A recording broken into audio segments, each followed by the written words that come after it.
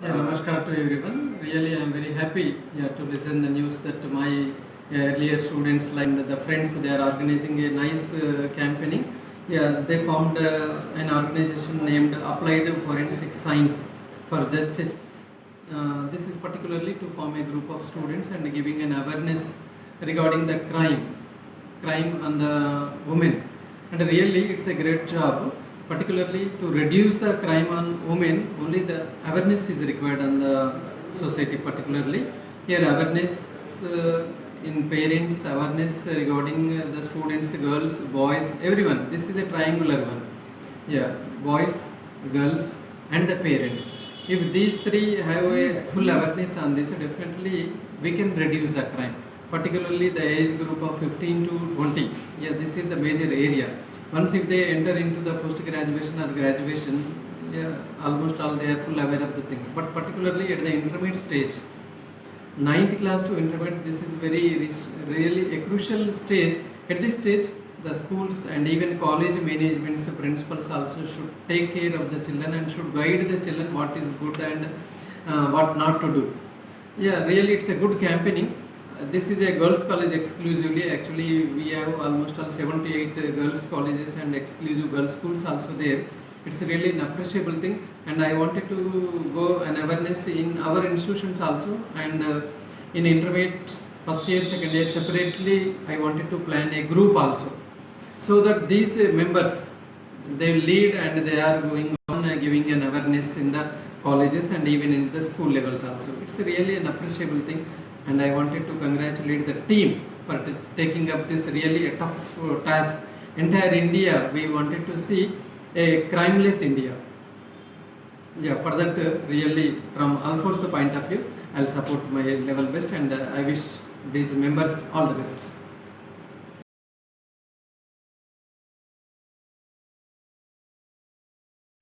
नमस्कार, मैं डॉक्टर संदेश गौतम, हिंदी साहित्य विषय की असिस्टेंट प्रोफेसर। आज हम जिस विषय पर चर्चा करने जा रहे हैं, बातचीत करने जा रहे हैं, बहुत सामान्य से शॉर्ट रूप में हम इस विषय पर चर्चा करेंगे कि वर्तमान परिवेश में, वर्तमान समय में लड़कियों पर, महिलाओं पर जो अत्याचार हो रहे हैं, जो क्राइम हो रहा है, वो क्या सही है और क्या जो हमारे भारतीय कानून बने हुए हैं वो सही है। इस विषय पर एक छोटी सी चर्चा करेंगे। मैं प्रारंभ करूंगी यहाँ से। यत्र नार्यन्तु पूज्यस्ते रमन्ते तत्र देवता।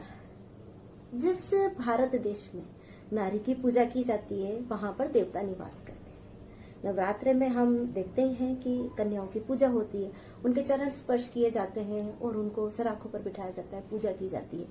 वही पुरुष जो उन कन्याओं की पूजा करते हैं, आप सोचिए ये भारतीय स्थिति कैसी कि वही पुरुष जो उन कन्याओं की पूजा करते हैं, उनके साथ रेप करते हुए सोचते नहीं है कि ये देवी है, तो वो देवी कहाँ रह जाती है।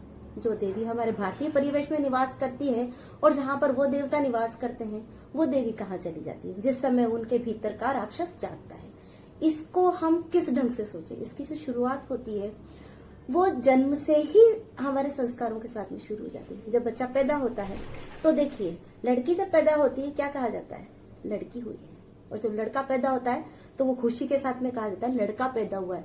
तो हमारा ये जो समाज है, हमारे जो भारतीय परिवेश है, यही यहाँ से प्रारंभ कर देता है कि लड़का हुआ है, उसे इस ढंग से कहा जाता है तुम्हें ये नहीं करना है, वो नहीं करना है। उसका एक स्टेटस बनाया जाता है कि तुम बहुत ऊंचे हो, तुम्हारे अंदर ये है। और लड़की को वहीं पर पढ़ाने लिखाने में या वहीं पर हीन भावना से ग्रसित किया जाता है। यहाँ पर मूल रूप से ये सोचने का विषय है, क्योंकि बचपन से ही उस लड़के में सारी चीजें चिंगारी के रूप में प्रारंभ हो जाती है। बड़ा होकर वो धीरे धीरे उसको लगता है कि मुझ में तो बहुत बल है, मैं ये कर सकता हूँ, लड़की तो कुछ नहीं कर सकती है। ये सारा भारतीय परिवेश में शामिल हो जाता है। और बड़ा होकर वही लड़का जो शक्ति, जिसके अंदर बल, शक्ति और विवेक ये सब अपने ढंग से बढ़ता चला जाता है, वो अत्याचार करना प्रारंभ कर देता है। वो लड़की को कुछ समझता ही नहीं, इसको रोका भी नहीं जाता है। हमारे भारतीय परिवेश के जो महिलाएं हैं या पुरुष है, पुरुष प्रधान समाज है, इसलिए चूंकि पुरुष प्रधान समाज है तो पुरुषों की ही चलती है। कहा क्या जाए, कानून भी पुरुषों के द्वारा ही बना दिया जाता है पूरी तरह से।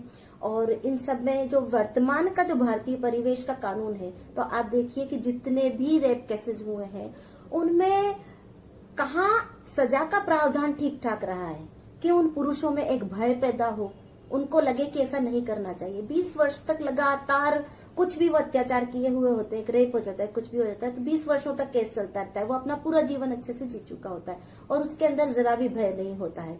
तो यहाँ का जो कानून भी है वो व्यवस्थाएं भी बदलनी चाहिए। हम कुछ रेप केसेस को, इन सबको देखें तो जैसे निर्भया केस हुआ है और भी बड़े बड़े से जो रेप के कांड हुए हैं, उसमें क्या कहा जाता है, स्त्री को दोष दे दिया जाता है। वो क्यों निकली ऐसे, 8 बजे बाद क्यों निकली, ऐसे कपड़े पहनकर क्यों निकली, ये सब सारा दोषारोपण किसको, स्त्री को। अरे मैं सिर्फ इतना बताती हूँ, बाजार में हमारे एक मिठाई की दुकान लगी होती है, उस पर मिठाइयाँ रखी होती है। क्या हम जाते हैं और बिना किसी उसके पूछे क्या हम किसी मिठाई को उठाकर खा सकते हैं दुकान पर से? नहीं खा सकते। तो कोई भी आप जिस भी तरीका, एक तो हर चीज का एक तरीका होता है कि स्त्री की एक मर्जी होती है, उसका एक अपना जीवन होता है, लेकिन वो पूछा ही नहीं जाता है। पुरुष प्रधान समाज है तो करो अत्याचार और उस पर कोई सजा नहीं, कोई प्रावधान नहीं। तो ये सभी चीजें शामिल है इन अत्याचारों को बढ़ावा देने के लिए। और इन सब के लिए हमें प्रारंभ से ही जो एक शिक्षा, जो प्रारंभ पुरुषों की, बच्चों के, लड़कों को जो शिक्षा देने का प्रावधान होता है, उसमें बदलाव लाना प्रारंभ से ही बहुत जरूरी है। उनको ये कहा जाना चाहिए कि स्त्री क्या है तुम्हारे लिए। जहां से उस बीज का, यदि उस बीज को हम बहुत अच्छे ढंग से उसकी शुरुआत करेंगे तो वो बहुत अच्छा सा पेड़ बनेगा। लेकिन ये हमारे भारतीय समाज में आज भी नहीं है। इन सभी चीजों में, बचपन से उसके बड़ा होने तक, इन सभी चीजों में बदलाव, जो हमारे कानून बने हुए हैं जिसमें 20 वर्ष बाद में सजा का प्रावधान, इन सब में बदलाव की आवश्यकता है। जो विदेशों में बड़े बड़े जिस ढंग से कानून है कि तुरंत भय ऐसा पैदा करो, वो दोबारा उस काम को करने की हिम्मत ना कर सके। और मैं सभी को यही संदेश देना चाहूंगी कि वैसे तो खैर थोड़ा तो विकास हुआ है। जो प्राचीन काल में महिलाओं की जो स्थिति रही है वैसी स्थिति नहीं है, लेकिन फिर भी आज भी स्त्री को समाज में वो सम्मान प्राप्त नहीं है। कहना अलग बात है कि वो पुरुष के बराबर है, लेकिन वो पुरुष के बराबर नहीं है। इन सब के लिए बचपन से, चाहे माँ हो या पिता हो, जैसे ही एक बेटा पैदा हो, वो उसके लिए वहीं से उसको ये चीज समझा दे कि उसको स्त्री के साथ में कैसा व्यवहार करना है, और यदि वो कुछ उसके साथ में गलत व्यवहार करता है तो उसकी सजा किस तरह से निर्धारित हो।